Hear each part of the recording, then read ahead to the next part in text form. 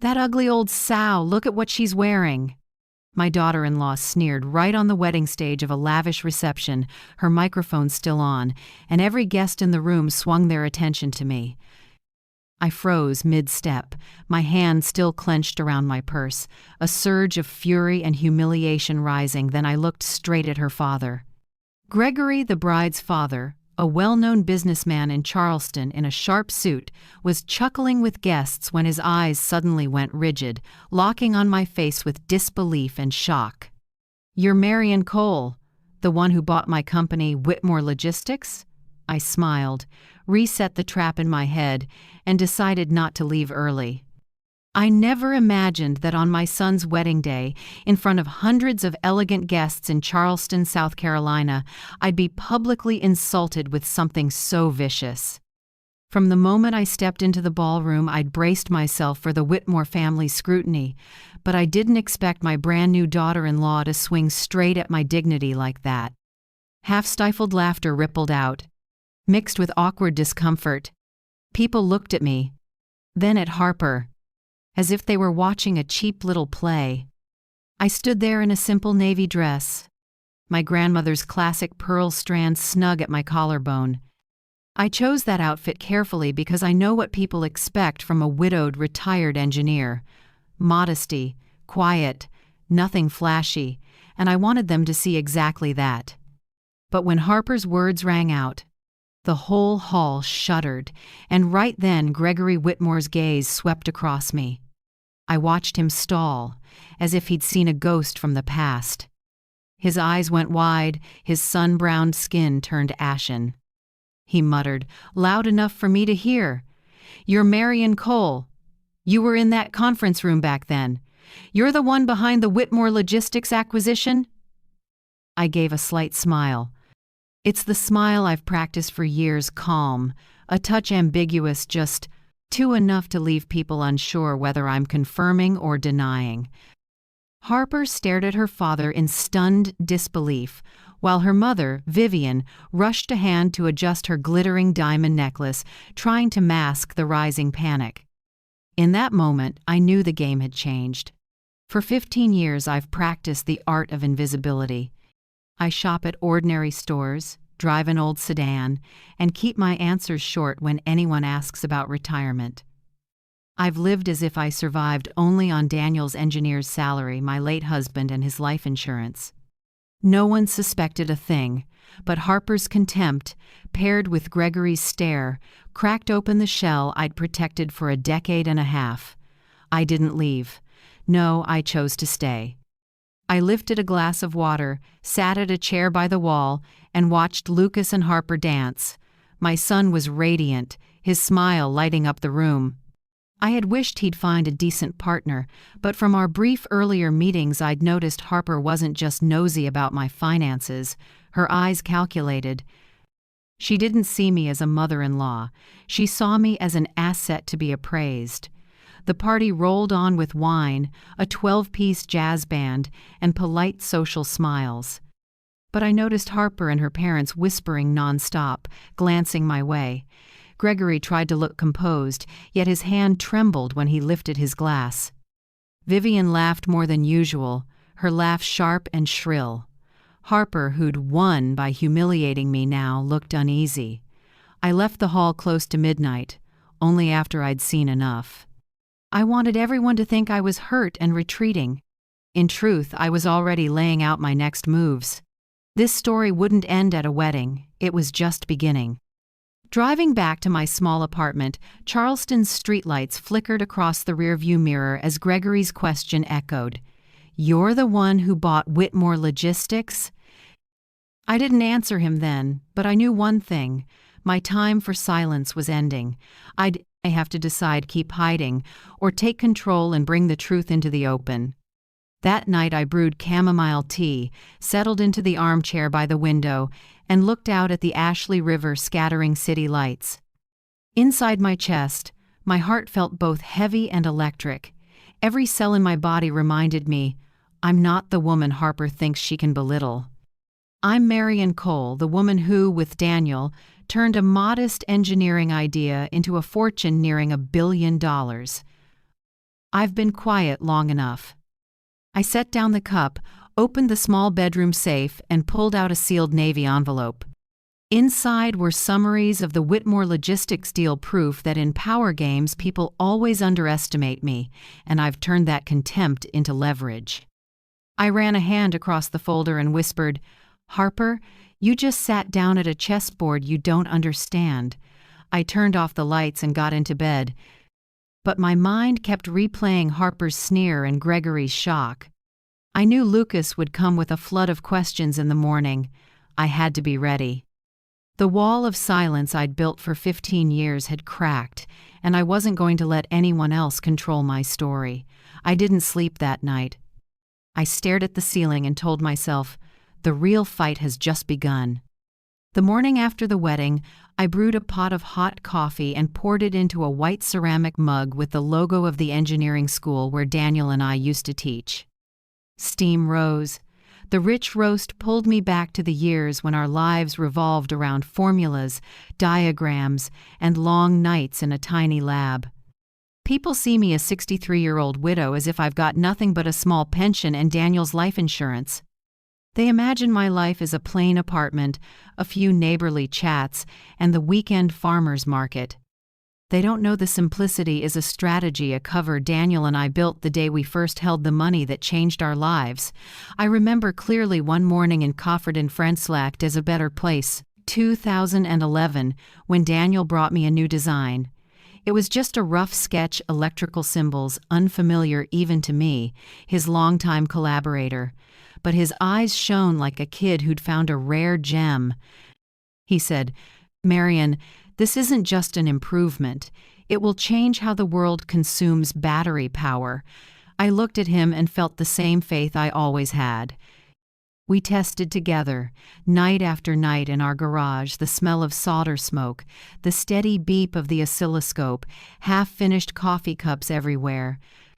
When the first battery management system ran stable, Daniel hugged me, sweat-soaked shirt and a blazing grin.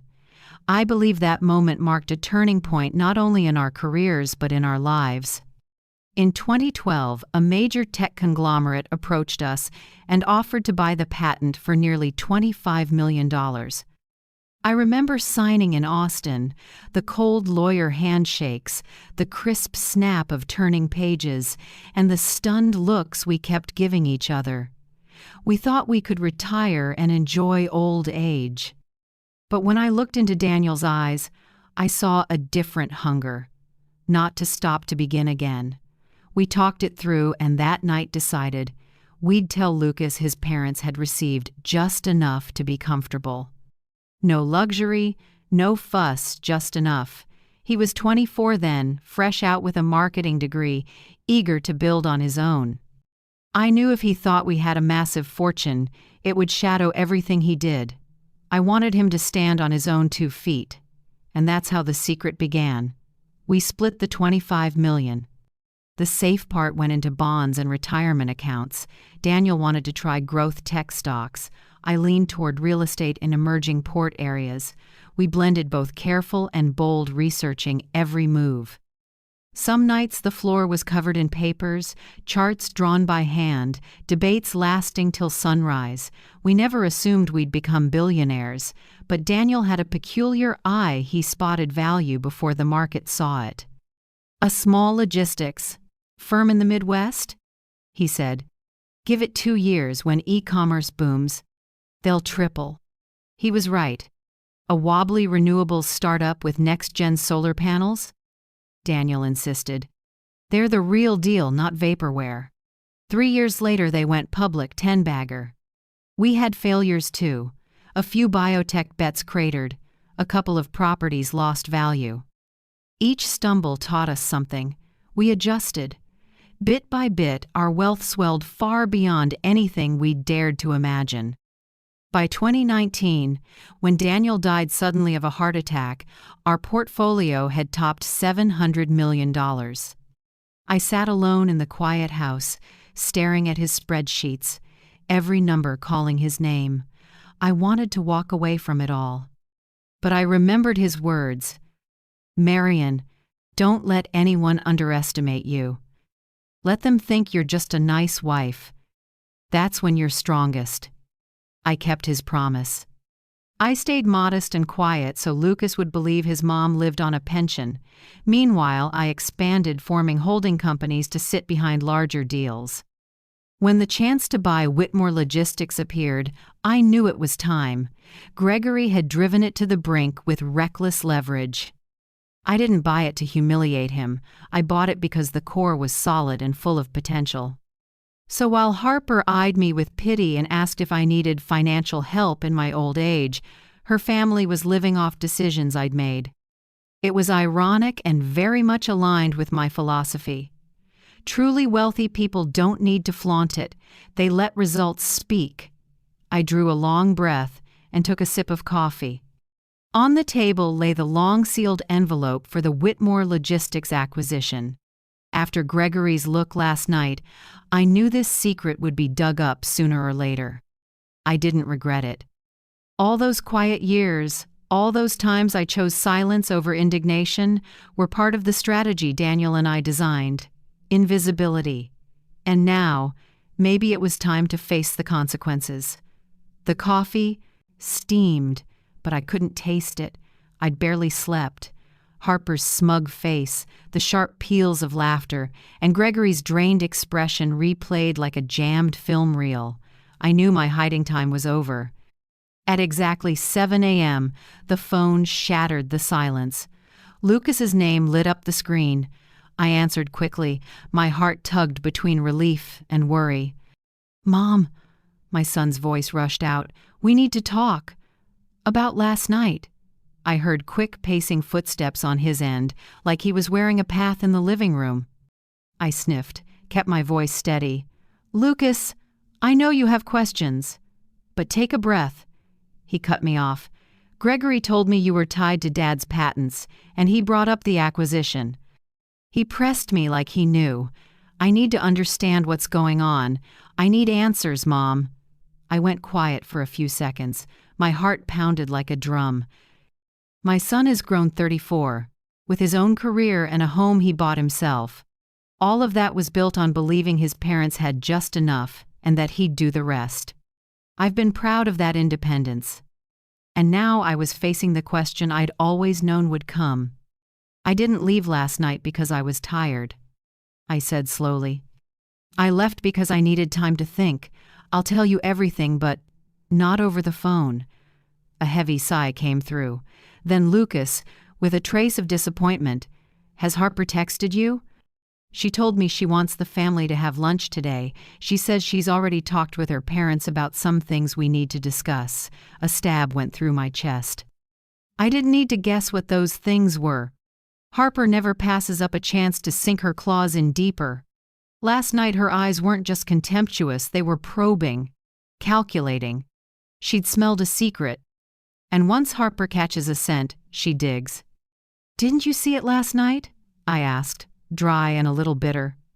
Harper didn't just want an introduction, she wanted to strip me down in front of the whole ballroom. But when Gregory recognized me, she got rattled. "So no, this lunch won't be about checking on my health." Lucas hesitated. "Mom, you mean Harper knows more than she's saying?" I didn't answer directly. I stood at the window where sunlight fell across the red brick roofs of the neighborhood. I knew Harper was smart enough to assemble the pieces. And if Gregory truly suspected, he wouldn't stay quiet for long. "Lucas," I said softly, "come to my place tonight. Before you hear any embellished stories, I want you to hear the truth from me." On the other end, there was a long silence. Then Lucas answered, in a small but firm voice. "Okay, Mom, but I need you to be honest. I can't take it if I find out you've hidden anything from me again." I set the phone down, my heart heavy. I knew tonight's talk would be a turning point. But before that, I had to prepare for the battle at lunch.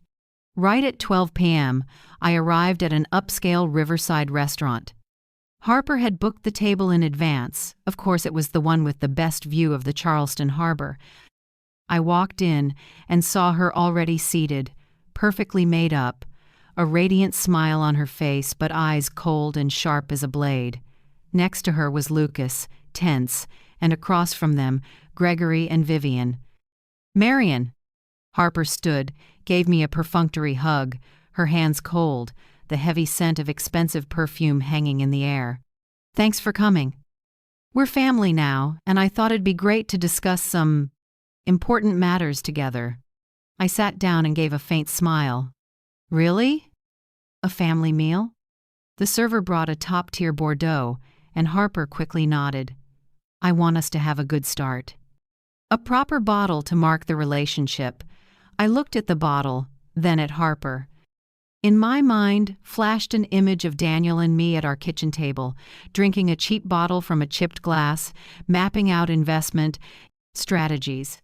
I had to smile at how some people think an expensive bottle is enough to signal power. The meal began. Harper did most of the talking. Lucas was almost silent. Gregory tried to play polite. Vivian kept a stiff smile. I sat quietly and listened. "I talked with Dad for a long time last night," Harper began, voice loaded with implication. "And we found quite a few interesting things. He told me about the deal 3 years ago, when Whitmore Logistics was bought by an anonymous investor. He still remembers the woman in that conference room quiet, saying nothing, letting the lawyers handle everything. Very composed." Gregory coughed lightly and looked down at his water. Under the table, Vivian grabbed his hand, but I saw it. Harper tilted her head at me, lips curved. "Strangely enough, he sees that woman in you. From the height, the posture, to the silence. It's hard to miss." Lucas turned to me, his eyes full of questions. I could feel the storm inside him, hope, fear, and anger at being kept in the dark. I lifted my glass, swirled it, and took a small sip. "It's a small world. Sometimes strangers look eerily alike," Harper smiled, but triumph flickered in her eyes. "Exactly. Coincidence is interesting, especially when it involves hundreds of millions of dollars." I set the glass down, my finger tapping lightly on the wooden table. I neither confirmed nor denied. I let silence add weight. In exchanges like this, the impatient one slips first. Lunch ended in a stifling mood. Harper kept smiling, but to me it wasn't joy, it was a challenge. As we stood, she leaned to my ear and whispered, "I hope you'll be honest with Lucas, because if you won't, someone else will tell him the truth." I looked straight into her cold blue eyes and smiled slightly. "Harper, be careful what you dig up. Sometimes people find more than they want." I turned away, leaving behind my son's suspicious look and my new Bredick daughter-in-law's thin smile. Inside, I was sure this wasn't just innuendo anymore. It had truly begun. After that suffocating first lunch, I thought Harper would be more cautious, but she chose the opposite. That very afternoon, Lucas came to my place, still looking exhausted. He said Harper had set up another meeting, this time not just family, and picked a well-known restaurant near downtown. "She says she wants everything cleared up, Mom." Lucas sighed, raking his hair. I looked at my son and saw in his deep brown eyes the turmoil, anger, and guilt all twisted together. I knew he was caught between newlywed love and the trust he'd always had in me. I stayed quiet and nodded. I couldn't stop it. Harper had set the chessboard. I had to sit down and play. That noon, I walked into the restaurant. The space was elegant, classic paintings on the walls, crystal chandeliers overhead. Harper sat waiting at a corner table, glowing, blonde hair neatly curled, dressed in a pristine white suit. Lucas sat beside her, tense. I noticed Harper had prepared carefully. On the table, a pricey Bordeaux one I knew ran nearly $1,000, and a neat folder placed by her glass. "Hello, Mom." Harper stood, smile gentle but eyes calculating. "I think we need a candid conversation. That night was only the beginning." I pulled out a chair and sat, keeping my gaze steady. "If you think a fancy lunch will make me talk more, you're mistaken. But I'm willing to hear you try." The server poured the wine, Harper lifted her glass, took a small sip, and began. I spoke with Dad at length last night. He described that negotiation in great detail 3 years ago. He remembers the woman in the navy dress, sitting quietly, letting the lawyers run the show, yet radiating authority. He says she couldn't be anyone else. I turned my glass so the light caught the dark red surface. I didn't confirm or nod. Silence was my shield. Harper leaned in, voice low but razor sharp. You know what's interesting? The company was bought for nearly $700 million. Then the investor completely disappeared from public records. A deliberate disappearance, right? Lucas frowned and looked at me. The doubt in his eyes cut me. He craved transparency, and each line from Harper pierced the trust he had in me. I set my glass down, voice calm and flat. So what do you want, Harper? To turn this lunch into a public interrogation? Harper smiled, running a finger along the folder. Not an interrogation. I just think, as a family we should be clear. My parents once believed Whitmore Logistics would be passed down to the next generation, but an anonymous investor changed everything. And now I can't help thinking about the coincidence between you and that woman. Gregory wasn't there, but I heard his shadow in her tone, equal parts wounded pride and the urge to save face. I looked straight at Harper and gave a faint smile. Coincidence happens every day, Harper. Don't mistake a few puzzle pieces for the whole picture. But Harper didn't stop. She took out her phone and pulled up an old business article from 3 years ago. The photo was grainy but clear enough to see a woman in a navy dress seated among a row of lawyers. My face was partly obscured, but the frame, the way I held my purse, too familiar. Harper set the screen in front of Lucas. Take a look, she said. Isn't it too similar? I felt Lucas's heart seize. He looked at the photo, then at me, his eyes wavering. Mom, please tell me that's not you. I drew a deep breath but didn't answer. Instead, I let the silence stretch tight like a string. Harper sat up straight, glowing as if she'd secured the upper hand. A random coincidence, I said at last, gently but with just enough pressure to prick Harper's pride. There are millions of women in this country who wear navy and pearls. If you're concluding from a silhouette, you're rushing it. Harper smiled, but it was icy. Rushing or not, the truth will surface. No one can hide forever, especially when hundreds of millions of dollars are involved. I met her gaze, steady. Then let time answer. But remember this, Harper. The wise know when to stop digging. Sometimes what they find can drown them. Lunch ended in heavy silence. Harper kept smiling, but I saw tension at the corners of her eyes. Lucas walked out with leaden steps, and I felt a bit lighter. I knew the game wasn't over. Harper had made it plain. She didn't just want to belittle me, she wanted to grip the past to control the future. On the drive home, I thought of Daniel. If he were alive, he'd give a wry smile. We planned for days like this, Marion. And you know, we prepared long enough. As the car turned onto the small street to my apartment, I decided. I couldn't sit and wait to be exposed. I needed to unlock the old envelope in the safe and be ready for the war Harper had just declared. One question kept ringing in my head. When the truth comes out, whose side will my son be on? I didn't have an answer, but I knew for sure I wouldn't let myself be cornered. That night, back home, I opened the safe and put the old envelope back in its usual spot. But this time, I wasn't going to let it lie still. I knew Harper wouldn't stop at hints and glances.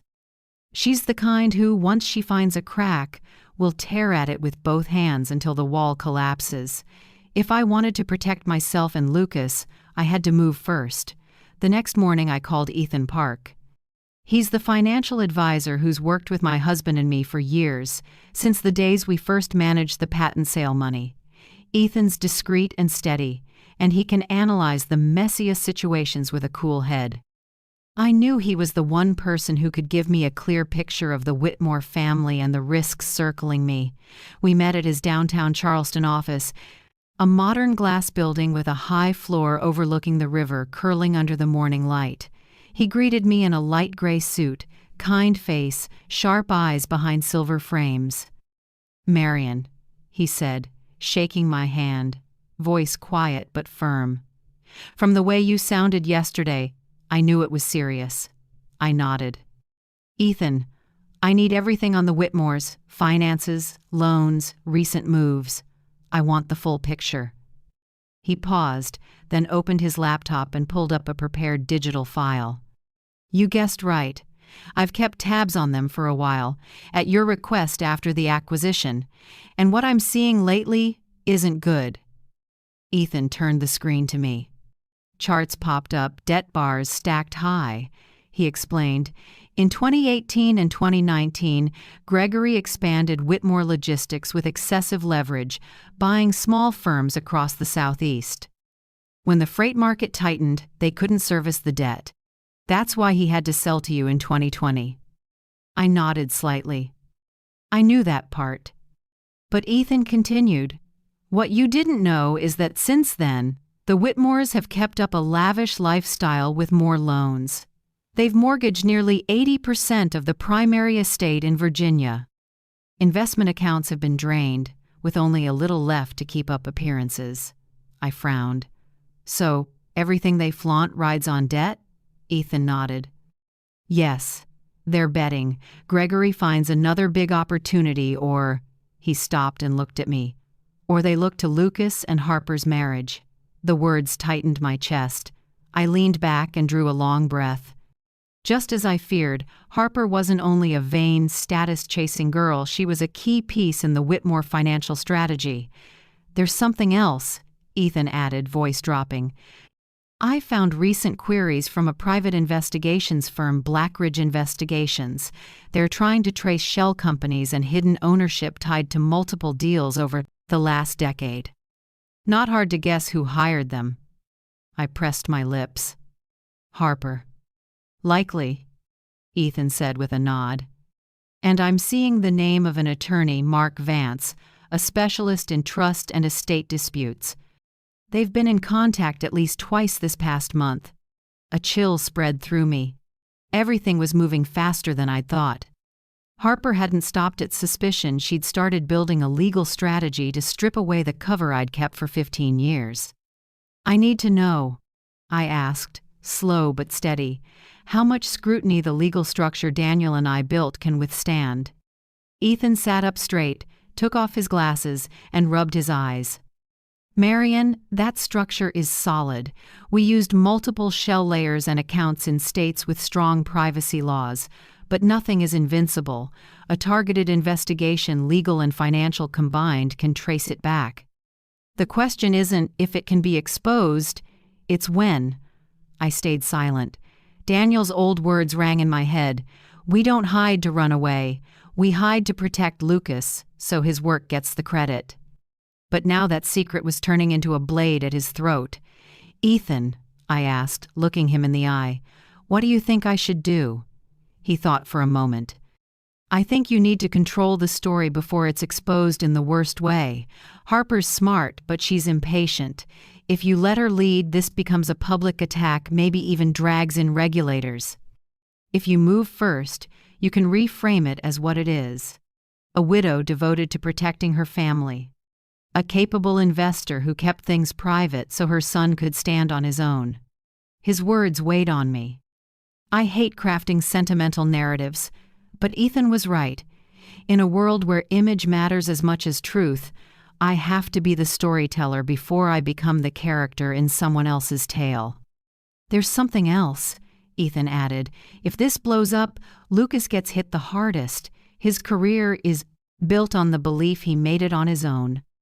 If people find out his mother is a quiet heavyweight behind major deals, they'll question every achievement, promotions, contracts, every opportunity." I clenched my hands on the table. "That's been my biggest fear for years. I didn't hide because I was ashamed of the money. I did it so Lucas would be recognized for his effort. And now what I tried to protect could wreck his life." "Ethan," I said, my voice rough, "put together everything on the Whitmore's finances: debt, loans, real estate, and the side deals they're using to fund their lifestyle. I need the full picture. If they're pulling me into their game, I need to know what I'm up against. Ethan nodded. I'll get it to you within 48 hours, but be careful, Marion. This isn't just private anymore.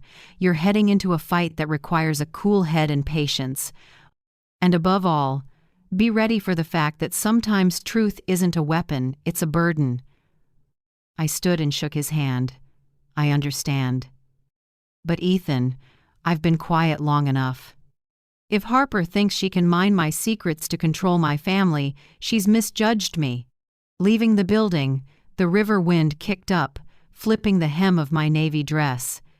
I walked slowly out to the street, heavy but resolute. I knew what lay ahead: accusations, judging eyes, and my own son's disappointment. But I also knew this wasn't my first time facing people who wanted to take me down. I'd learned how to keep quiet, how to wait, and most of all, how to strike back when they think I'm weakest. Daniel's voice rose in my mind, words I've never forgotten. Marion, a secret is only a burden if you let it lie still. Use it at the right time, and it becomes power. And I understood. That time was close. That night, after meeting Ethan, I went back to my apartment. The living room was the same beige walls, a few old frames, shelves packed with documents yellowing at the edges. But the air felt different. I could feel the old calm cracking. Every step on the wood floor reminded me the time for silence had ended. I stood in front of the bedroom safe. For years I'd rarely opened it, except for routine checks. It held the secrets Daniel and I had built over 15 years: investment reports, transfer papers, powers of attorney, even Daniel's handwritten memos on buy-sell strategy. I turned the key. The mechanism clunked in the quiet night. When the door swung open, the paper smell drifted out. I gently pulled the stacks to the dining table and laid each binder down. Warm light from the ceiling lamp washed the pages like they were telling their own stories. I sat, drew a deep breath. In front of me was the history of a fortune. I started with the oldest file, the patent sale contract from 2012. The ink was still dark, Daniel's signature next to mine. I remembered that day we were so shaky we had to sign 3 times to get it right. Who could have guessed that from $24.8 million, we'd build what we did? Next came the account reports. I turned page after page, tracing the curve like a life chart. By 2015, assets topped $50 million. By 2018, we'd hit $200 million. Then, after years of Daniel's relentless work and high-conviction bets, the number jumped past $700 million before he died.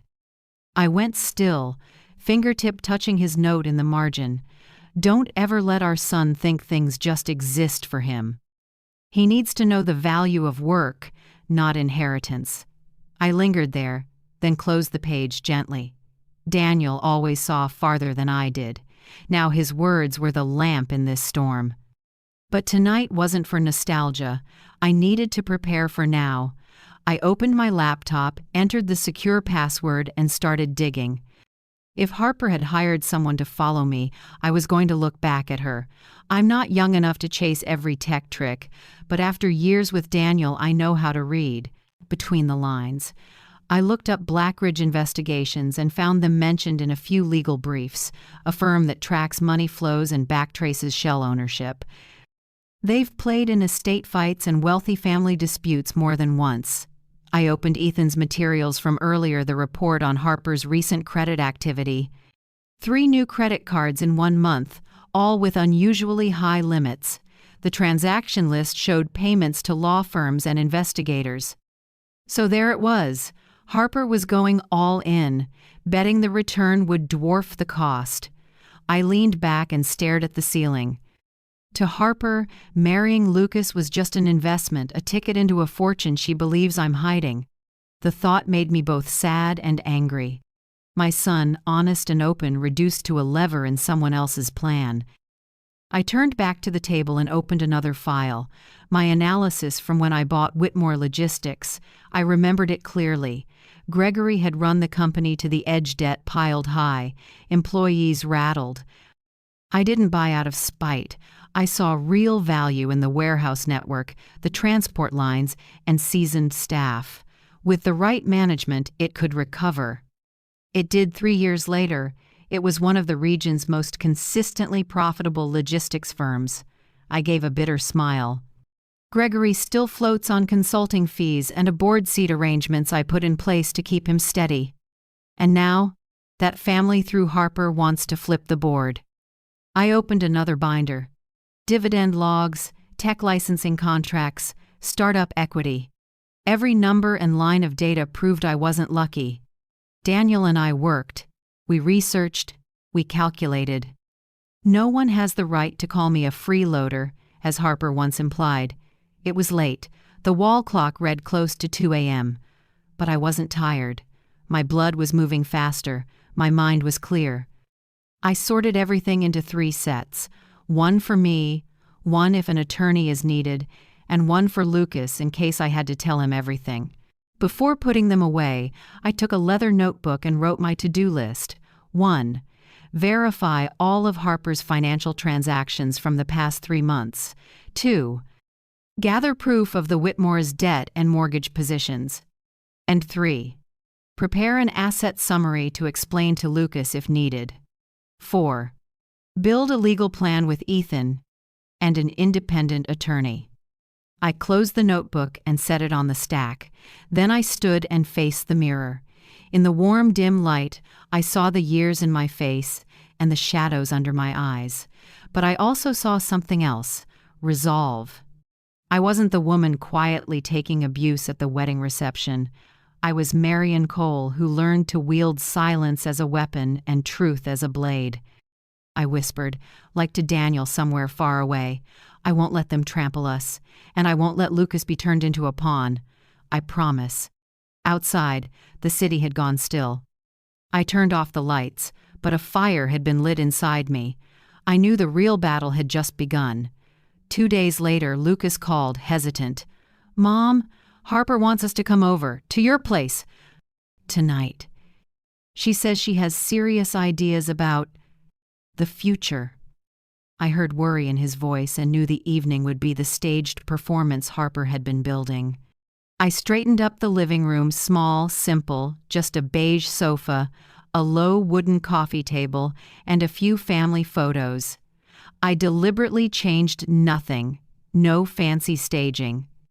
This was my ground, and I wanted everything to unfold in honest simplicity.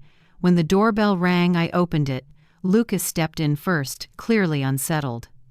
Harper followed, sleek in a fitted black suit, leather portfolio in hand. Her smile blazed, but her eyes were steel. Thank you for having us, Harper said sweetly. I think this is the right time to talk about our family's future. I seated them on the sofa. I poured tea, not wine. Harper's brow pinched at the sight of the old teapot. Small gesture, but I saw the flicker of irritation. After a few pleasantries, Harper opened her case and slid a thick stack onto the table. This is my proposal, a plan for us to protect and grow the family assets together. I stayed still, fingers wrapped around the cup. I didn't touch the papers. What plan, Harper? She smiled, as if she'd been waiting for that question. A family fund. I've spoken with a wealth management attorney. The idea is to set up a foundation where each family member is a trustee. Centralized management ensures both protection and long-term impact in the community. Lucas glanced at me, then at his wife. Clearly, he hadn't heard this level of detail before. And, Harper went on, excited, if you agree, I'd suggest starting the fund with about $50 million. That's enough to make a splash and position us as a responsible, influential family. I set my cup down, eyes calm. $50 million. And where do you think that money comes from? From you, of course, Harper said bluntly, still smiling. You've shown you're an excellent investor. But I believe it's time to put the assets in a more transparent structure. With the fund, everyone gets a voice and you won't have to carry it alone. Harper. Lucas grimaced, but she cut him off. I'm saying this because I care about Mom. It's how we secure our future and our children's. A family fund keeps us transparent, united, and sustainable. I leaned back on the sofa and stayed quiet for a few seconds. I wasn't surprised anymore. This was exactly the move Harper had prepared, a legal pathway to force me to share control. I looked straight into her eyes and said slowly, "So, if there's a fund, who manages it?" "3 people," Harper answered immediately. "You, me, and Lucas. 3 votes, fair and democratic." I gave a thin smile. "Meaning every decision needs a majority, 1 against 2 in favor. Very clever." Harper tilted her head slightly, confidence brightening her eyes. "You see the logic. No one has a monopoly. Everything is transparent." I quietly watched Lucas. My son sat there with his hands clasped, eyes uneasy. He was stuck between 2 sides, his respect for me and his newlywed love. I knew exactly how torn he felt. I set my hand lightly on the documents. "Harper, how long have you been working on this?" "A few weeks," she said, proud. "I've looked at models from other wealthy families. This is the best way to ensure stability." I nodded and gently pushed the stack back toward her. "If you've researched that much, you also know every family fund starts with trust, and unfortunately you haven't shown me that." Harper flinched, then steadied quickly. "You don't trust me?" "I only trust people who don't hire investigators to dig into their mother-in-law," I replied evenly, sharp as a blade. Lucas snapped his head toward Harper. "What?" Harper stiffened, her lips trembling. I opened a drawer and took out a slim envelope. I set it in front of them and slid it forward. "These are copies of your credit card transactions from the past month, including your contracts with Blackridge Investigations and attorney Mark Vance. If you truly want to protect the family, why spend money paying people to mine your mother-in-law's secrets?" The room went rigid. Lucas's eyes flew wide as he picked up the envelope with shaking hands. "Harper, is that true?" "Lucas, Harper began, but I cut in. "You don't need to explain, Harper. Every action is spelled out on paper. The only question I have is this: do you love Lucas, or do you love what you think Lucas brings?" Harper flushed, defiance flashing in her eyes. "Think what you want. I know the truth, that wealth exists, and sooner or later, Lucas will have a right to it." I sat up straight, eyes locked on her. "Right, but you've forgotten something. Neither of you has any rights to anything. It was built by Daniel and me. And we chose to hide it not so you could spend freely, but so Lucas could be independent." Lucas lowered the papers, eyes red. He looked at me, then at Harper, like a lost child. I knew this moment would hurt him, but the truth was necessary. I stood and said firmly, "This meeting is over. Harper, you can take your proposal back. If you want to discuss it again, start with honesty. Otherwise, don't ever say family fund to me again." Harper pressed her lips together, gathered her documents, and stood.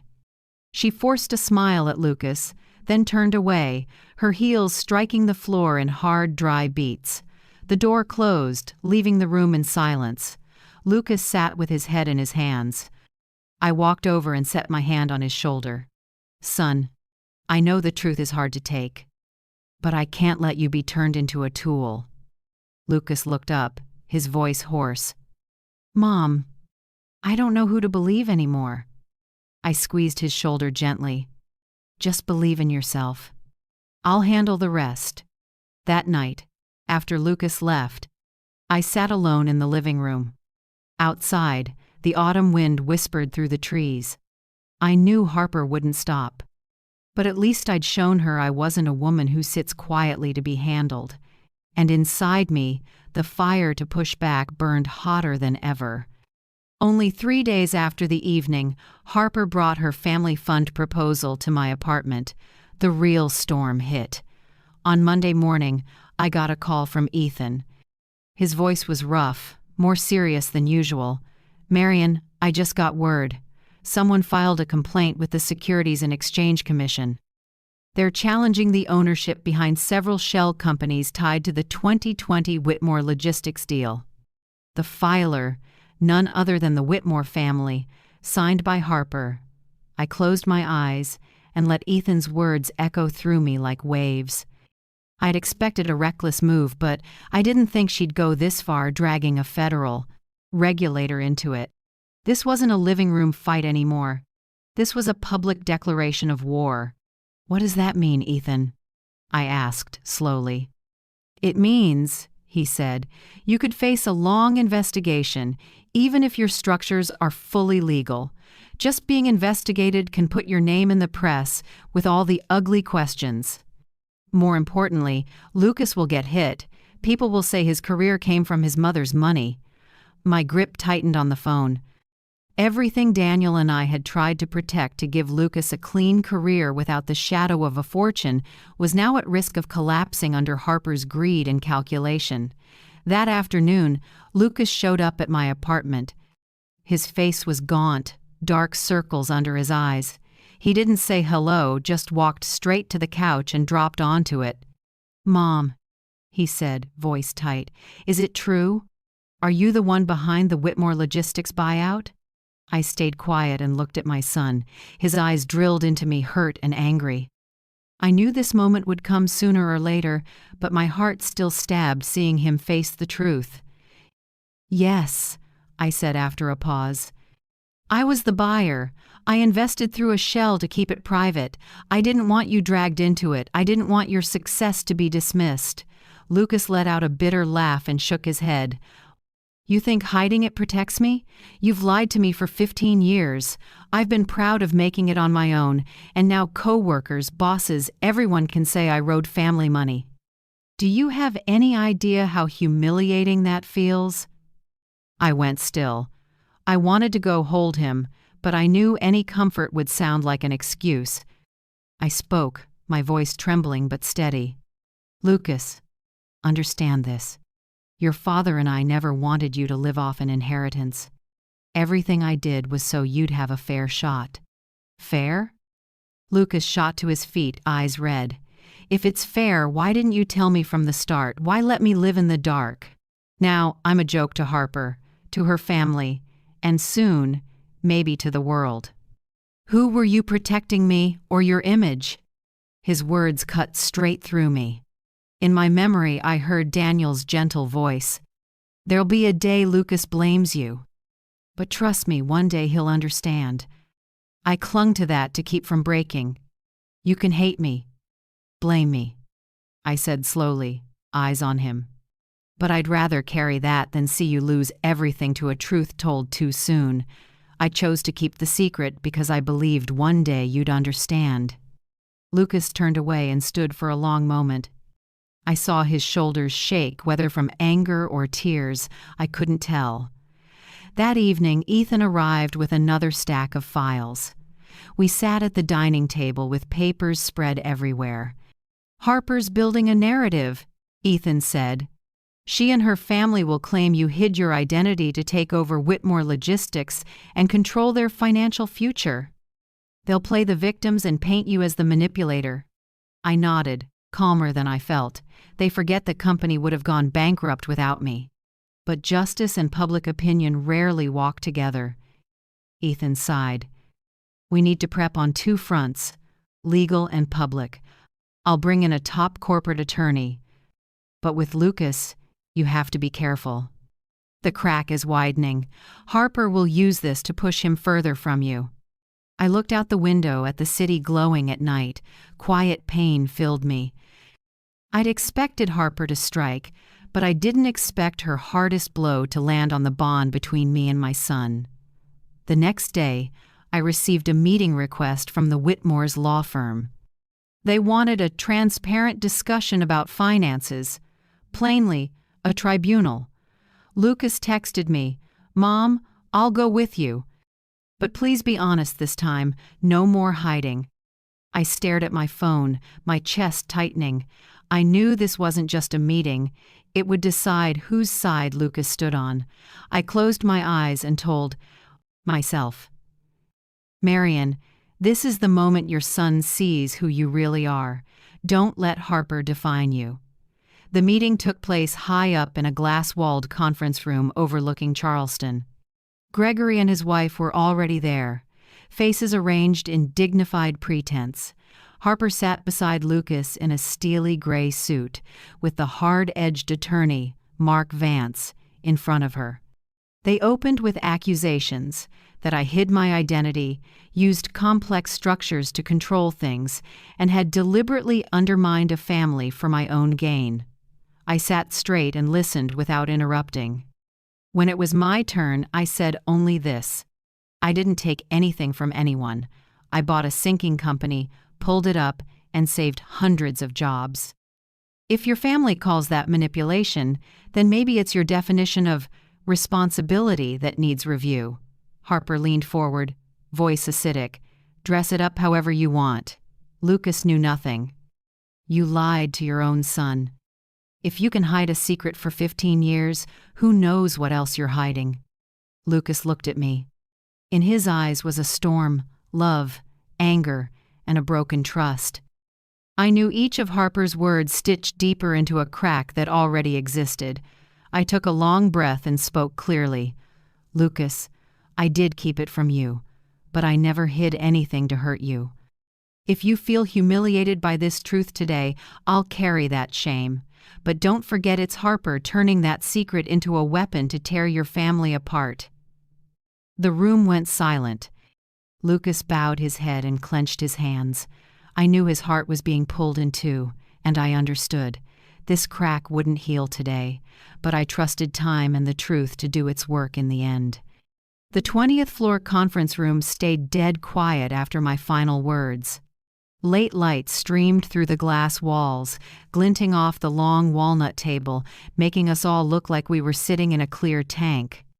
No one spoke for several seconds, only the soft hum of the barais, HVAC, and the tense rhythm of breathing.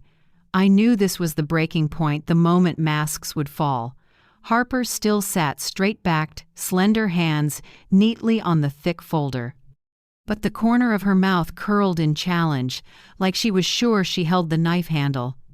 Next to her, attorney Mark Vance opened his briefcase, pulled out another file, and said, voice ringing clear, Mrs. Turner, the evidence is more than sufficient. Using shell companies to conceal beneficial ownership in the Whitmore Logistics acquisition can be viewed as deliberate concealment, if not outright fraud. My clients have ample grounds to request a federal investigation. Gregory nodded slightly, and his wife looked at me with a mix of contempt and expectation. They thought I'd panic. They thought an older widow would curl up at words like federal investigation or fraud. I kept my gaze calm, then slid a thin envelope toward Ethan, my advisor, sitting beside me. He nodded and pulled out the printouts we'd prepared carefully. I looked around the room and spoke evenly and slow. You've all talked a lot about transparency, so let me contribute. Ethan handed a packet to each person. Paper rustled, then went silent as their eyes locked onto the cold numbers. These are the Whitmore family's financials for the past 3 years, I said, clear without raising my voice. I didn't need a private eye to find this. It's all public data if you know how to read it. The Whitmores have mortgaged their primary property up to 80% of its value. Their investment accounts are nearly empty. Credit debt has doubled in 12 months. And, I paused, meeting Harper's eyes, your own new credit lines were opened this past month. The spending clearly points to investigation and legal fees, not the family development you keep talking about. The air got heavy. Gregory's face changed. Paula lifted a hand to her forehead. Harper froze. Lips pressed tight. Mark Vance tried to stay composed, but I watched him scan pages, his expression darkening. Where did you get this data? He asked, trying for calm. I have enough legal channels to find what I need, I answered briskly. What matters isn't where I found it, but what it says. Your family is sitting on a sandcastle, and now you want to pull my son in to hold it up." Beside me, I felt Lucas's weighted breathing. He looked from the packet to Harper, then back to me. I knew he was wrestling hard inside, but at least now he could see the truth wasn't one-sided. Harper spoke, her voice shaking but still trying to sound proud. "What's your point? That because your daughter-in-law's family is underwater, we have no right to question you? The fact remains you deceived Lucas and hid a massive fortune from your own son." I looked right into her cold blue eyes and gave a thin smile. "No, Harper. My point is this: when a family drowning in debt stages a public performance and accuses someone else, that isn't justice, that's desperation. And desperation never beats the truth." I stood, slowly, letting each word land like a stone. "You have two choices. 1. Keep pushing this into the courts and the press. If you do, I'll make public the Whitmore's full financial condition from mortgage leverage to those inflated credit lines. Then it won't just be your reputation, even the last piece of land you're clinging to will end up with your creditors. 2. You stop, immediately. I won't pursue your digging, and I won't mention the new loans. In return, I want a written commitment. The Whitmore family will never drag Lucas or me into any financial dispute again. If you violate it, I won't be lenient a second time." The room went dead quiet. I could feel Lucas's heartbeat quicken, his hand clenched into a fist. Gregory stared down at the documents, like he'd been hit where it hurts most. Paula sighed heavily, her eyes flicking between her husband and daughter. Harper, still stiff, burst out, "You're giving my entire family an ultimatum?" "I'm not giving an ultimatum," I said flatly. "I'm giving you a chance to avoid public humiliation." Silence stretched so long I could hear the second hand on the wall clock. Finally Gregory spoke, voice hoarse. "Harper, that's enough. We can't win this game." "Dad," Harper snapped toward him, eyes blazing. But Gregory only shook his head, his trembling hand resting on the packet. He'd realized the wall he'd leaned on for years was a thin coat of paint over rot. Paula squeezed her daughter's hand, whispering something I couldn't catch. Harper looked at me with hatred in her eyes, but powerless. Mark Vance packed his papers and cleared his throat. "I'll confer with my clients. But it's clear Mrs. Turner has prepared thoroughly. I think an out-of-court agreement is the most reasonable option." I nodded and said nothing. I knew I held the board. When everyone left, only Lucas and I remained in the fading afternoon light. My son turned the packet in his hands, avoiding my eyes. I knew his heart was tangled. "Mom," he said at last, voice raw, "why did it have to come to this?" I set my hand on the table, close to his. "Because some people treat family like an investment, and when they do, I have to protect you whatever it takes." Lucas stayed quiet, then exhaled, like setting one burden down and picking up another. I knew the crack between us was still there, but at least today he'd seen the truth from both sides. I looked out through the glass. The city was glittering with lights, and inside me pride mixed with exhaustion. I'd just delivered an ultimatum, and I knew Harper wouldn't forget the humiliation. But in that moment I also knew I wasn't the one being cornered anymore. I was back where I belonged, the one in control of the board. Now it was just a matter of seeing which way they'd go, bow their heads or choose the road to ruin. The glass-walled meeting ended like a tense chess match, and I left the building feeling like I'd stepped out of a hurricane. But the wind after the storm wasn't peace, it was a weighted quiet. I knew my ultimatum had severed the last thread of a fragile truce. From here on out, either the Whitmores stepped back in silence, or they chose to destroy themselves in the open. That night, Lucas didn't go home with Harper. He came straight to my apartment. When I opened the door, I saw my son standing there, shirt wrinkled, face lined like he'd aged 10 years. He walked in without a word and dropped onto the sofa. I poured him a glass of water, set it on the table, and sat beside him. The warm light brushed his face, showing his red eyes. "Mom," he began, voice breaking, "I don't know what to believe anymore. Harper says one thing, you say another. Each of you has evidence, arguments. I feel like a puppet pulled at both ends." I met his eyes and said slowly, "Lucas, you don't have to pick a side. Just pick yourself. Ask this: do you want your life built on truth or on empty promises?" He shook his head and raked his messy hair. "Harper wants me to take her side. She says if I don't, our marriage will fall apart." "But Mom," he trailed off, staring far away, "I'm not sure that love was ever real or just a trap." I set my hand on his shoulder and felt the tremor beneath. "Real love never needs financial proof to exist, Lucas. If someone sees you only as a key to money, then you already have your answer." He sat in silence for a long time, then buried his face in his hands. I knew my son stood before a painful decision not only about his marriage, but about the trust he placed in me. 3 days later, attorney Mark Vance called. His tone had lost the swagger from the conference room. "Mrs. Turner, my clients will withdraw the complaint, but they want one. Condition: any financial data you've gathered on them must remain strictly confidential, never disclosed. In exchange, they'll agree not to take any action targeting your assets or your son's private life." I gave a faint smile. They understood my ultimatum wasn't an empty threat. I agreed on condition that commitment be notarized and legally binding in perpetuity. Mark Vance had no choice but to accept. The news eased me, but I didn't feel victorious. The real aftershock wasn't with the Whitmores. It sat in Lucas's heart. One late afternoon, Lucas asked me to meet at the park near my place. We sat on an old wooden bench, fall trees blazing gold, dry leaves drifting along the path. "Mom," he said, voice lower than usual, "I filed for legal separation." I froze and looked at my son. The fury from before was gone. In its place was a deep, steady sadness.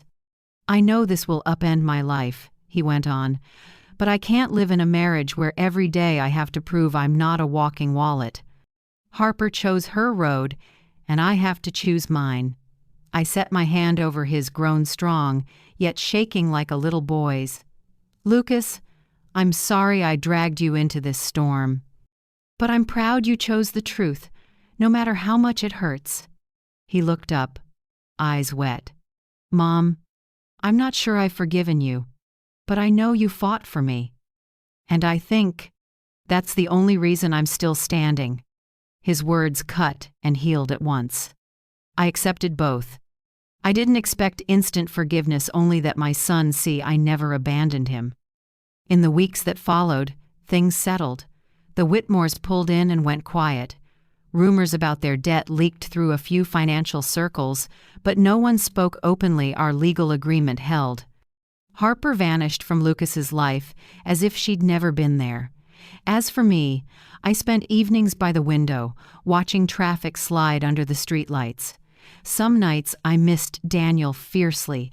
I missed our late talks about plans, about shielding Lucas. I wished he were alive to see our son finally learn the lessons of pride and courage. One night, Lucas came over for dinner. We sat at my small table with roast chicken I'd made. Mid-meal, he said suddenly, "Mom, I think you were right. Some secrets, if revealed too soon, can wreck a life. I'm not sure I can forgive everything yet, but I know you didn't hide it to deceive me. You hid it to protect me." I looked at him, eyes blurring. Years of weight in my chest finally started to lift. That night, while clearing the dishes, I thought of what Ethan said. Truth isn't always a weapon. Sometimes it's a burden. I'd carried that burden for so long, and after the aftershocks I realized it can also be a bridge. A bridge for Lucas and me, cracked, but letting us step toward each other again. I don't know what tomorrow brings, or whether my son will fully forgive me.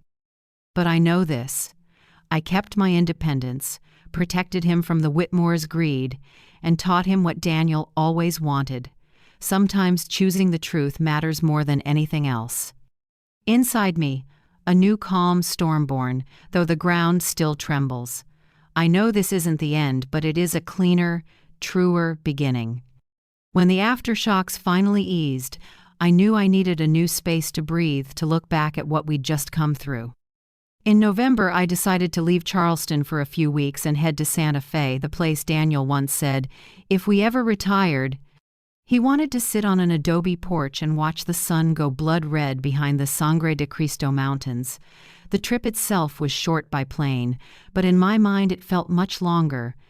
When I arrived in Santa Fe, I was stunned by the high blue sky, the light gilding every orange-red adobe wall, and the dry, cool air of the high desert.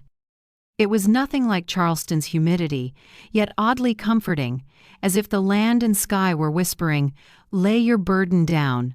I rented a small adobe, simple but warm. In the mornings I made coffee and sat by the window, sunlight slanting through the wooden frame into long bands across the clay tile floor. In the afternoons I walked streets littered with golden maple leaves, stopping in little galleries where local artists hung abstract canvases beside rough-hewn wooden sculptures. I felt like I was returning to a part of myself that had slept a long time, the part that loves art and simple beauty, unbound by numbers and contracts. But I knew I couldn't just run away. I didn't come here to forget. I came to find a new direction. One evening, while journaling under the desk lamp, I suddenly remembered something Daniel had written in an old note. Never let money just sit in a safe. It has to create life, opportunity, and change. Those words stopped me cold. Maybe it was time to turn my assets into something useful, instead of just a secret to protect. The next day, I contacted Ethan and asked him to come to Santa Fe for a few days. We met at a small cafe on Canyon Road, walls lined with oil paintings. Ethan brought his laptop, and I brought a folder I'd drafted over several nights. "Ethan," I said, firm, "I want to set up a fund. Not some fake family fund like the one Harper pitched. A real fund, independent, transparent, with a clear purpose." He looked at me, raised an eyebrow. "What kind of fund, Marion?" I slid the folder toward him. "The Coal Innovators Fund, a fund for young American inventors and researchers, people with ideas but no capital, or who get overlooked because they're not part of the system.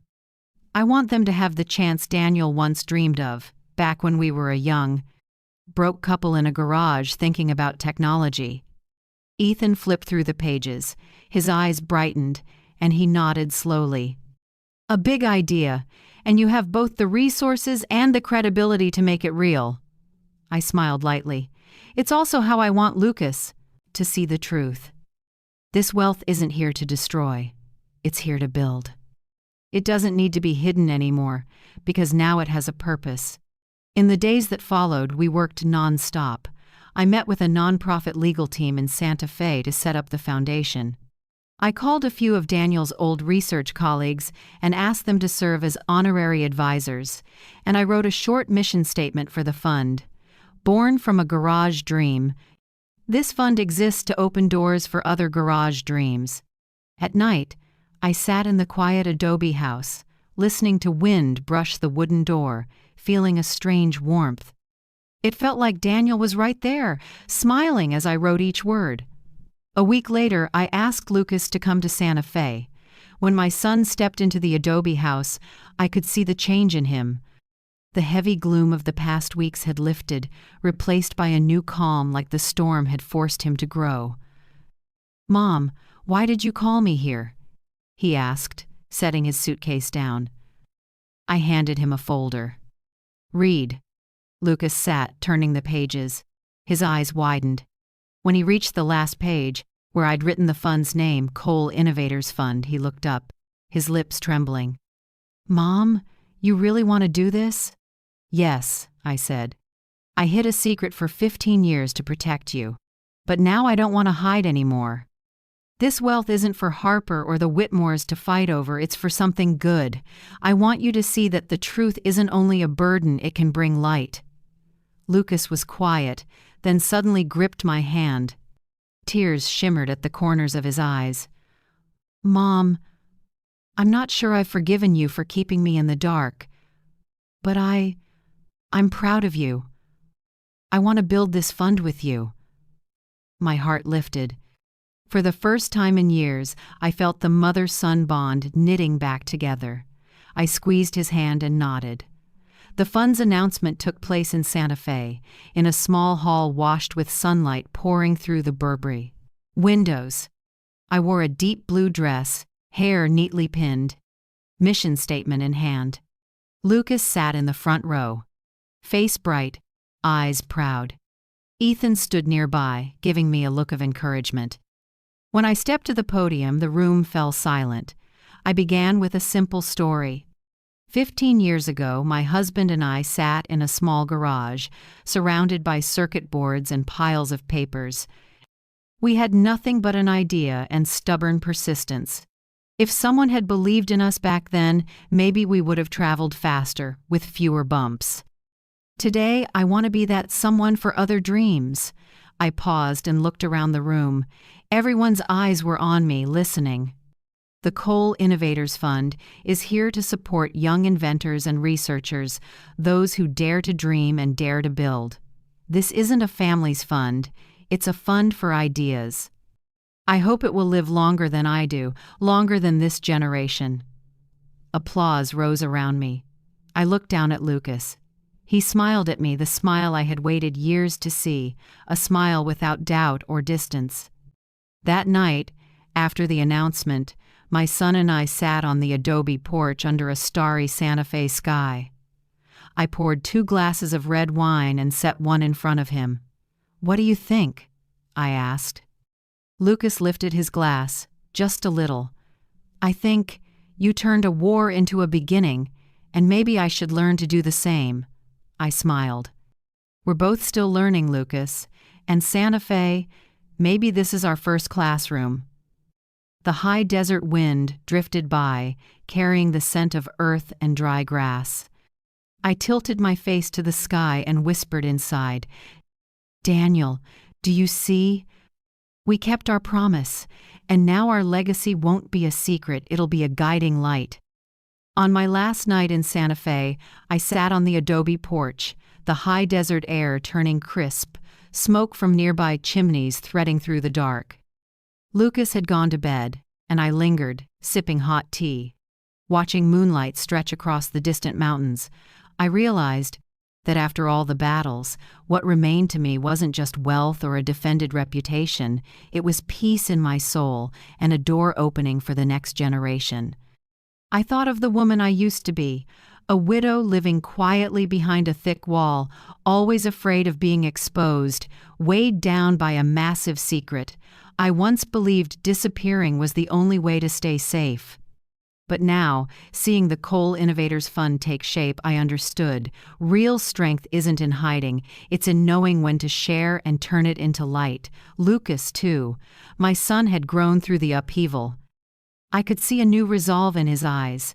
He was no longer the boy who thought his mother was fragile, nor the man torn between love and ambition. Now he sat beside me and talked about projects he wanted to bring to the fund, about giving chances to kids as poor as his father once was. The circle had closed in a beautiful way. Inside me there were still scars. Harper, the Whitmores, bitter betrayals, cold-blooded meetings, each left a mark, a reminder of how people can change when money's on the table. But I no longer looked at them with hatred. I saw them as closed chapters, like ashes blown away so a new flame can burn bright. The next day, I walked across the Santa Fe Plaza. Children played, artisans called to tourists, a street musician strummed guitar in the Sunday. I stood quietly, feeling how simple life can be. I didn't need anyone to see me as a millionaire or a failure. I just wanted to be called simply Marion Cole, a mother, a woman who has weathered storms and is still here, breathing with the earth and sky. I thought of Daniel, the man who gave me faith that small dreams can change the world. He's gone, but every step I take now has his footprints beside it. And the fund bearing our name, the Coal Innovators Fund, is the promise I send to him. Our legacy isn't just numbers in a bank, it's chances planted for the young who are hungry to begin. That evening, back home, I opened my old notebook and wrote the final lines. I don't need to be invisible anymore. I've learned that honest presence is the greatest gift. And if anyone ever calls me the shame of the family again, I'll smile. Because the real shame isn't me, it's living a life pleasing others instead of leaving a meaningful mark. I closed the notebook and let out a long breath. The Santa Fe sky glittered with countless stars. I knew my journey had turned a page, and now, as I sit here telling it, I want to ask you, the one listening to me, if you were in my place, what would you do? Keep silent to keep the peace, or face it all to reclaim your voice? Tell me where you're listening from, what city, what little corner of the world. I truly want to know, because each of your answers is like a small candle lighting my path. If this story touched your heart, please leave a comment, tap like, and subscribe so we can share more stories. Stories of mothers, of women who have lived, endured, and stood back up. I'm grateful you stayed with me to this moment. In a noisy world, you're choosing to sit and hear my voice is a gift. Thank you, and I hope we meet again in the next stories.